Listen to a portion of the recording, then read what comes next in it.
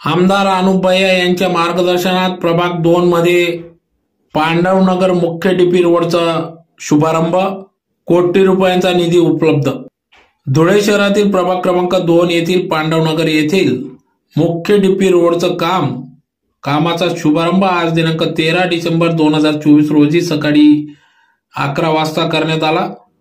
यावेळेस धुळे शहराचे नवनिर्वाचित आमदार अनुप भैया अग्रवाल यांच्या हस्ते या ठिकाणी या कामाचा शुभारंभ करण्यात आला।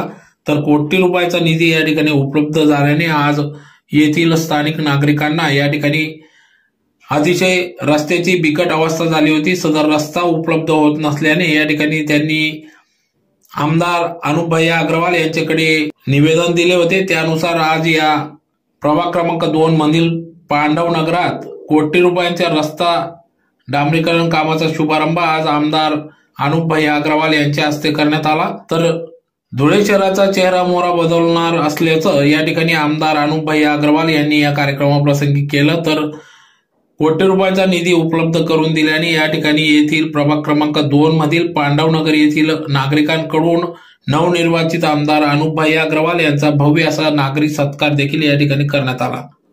तर कार्यक्रमाप्रसंगी या ठिकाणी नवनिर्वाचित आमदार अनुप भैया अग्रवाल, महानगर प्रमुख गजेंद्र अंपळकर, नगरसेवक भारतीताई माडी, नगरसेवक अनिल नागमोते, नगरसेवक नंदू सोनार, नगरसेवक जगताप, डॉक्टर सुशील कुमार महाजन, सुमनताई वाघ, संजयजी बोरसे, सुबोध पाटील, अशोक माडी, प्रथमेश गांधी, नीरज देसले, शिवाजी पवार, प्रकाश महाजन, अमोल मराठे, प्रथमेश गांधी आदी सर्व पदाधिकारी या ठिकाणी या कार्यक्रमाप्रसंगी उद्घाटन प्रसंगी उपस्थित होते। की निवडून आल्यानंतर कामाचा शुभारंभ इथून होईल आणि शब्द तो पाळला गेलाय।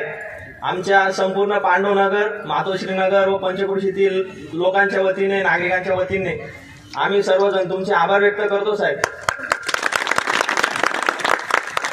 आणि अशी आशा बाळगतो सर्वांच्या वतीने की यापुढे एक आमच्या छोट्या कार्यकर्त्यावर आणि संपूर्ण परिसरात तुमचं वैयक्तिक लक्ष राहील आणि महिला मंडळांच्या वतीने तुमचं सहर्ष स्वागत करण्यात येत आहे। पंचक्रोशी भागातील प्रभाग क्रमांक 2 मध्ये हा जो मुख्य रस्ता होता,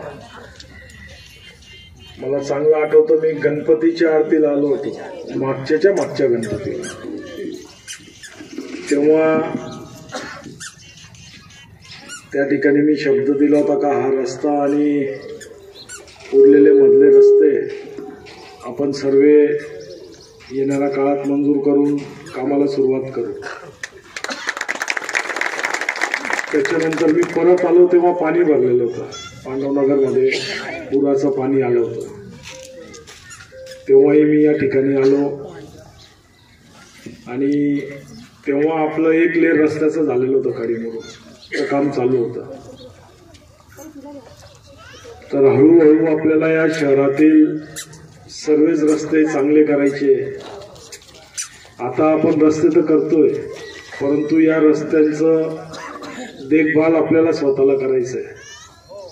नाहीतर बंगला आहे, समोर घर आहे, लगेच आपल्या घराच्या समोर आपण उंच करून घ्याल आणि लगेच तिथं पाणी साचेल आणि रस्ता खराब होईल। तर याची काळजी आपण घ्यायची आहे। सर्वांनी या ठिकाणी एवढ्या मोठ्या संख्येने उपस्थिती दिली त्याबद्दल मी आपलं सर्वांचं मनापासून आभार व्यक्त करतो। आणि या कार्यक्रमाला आमच्या जिल्ह्याचे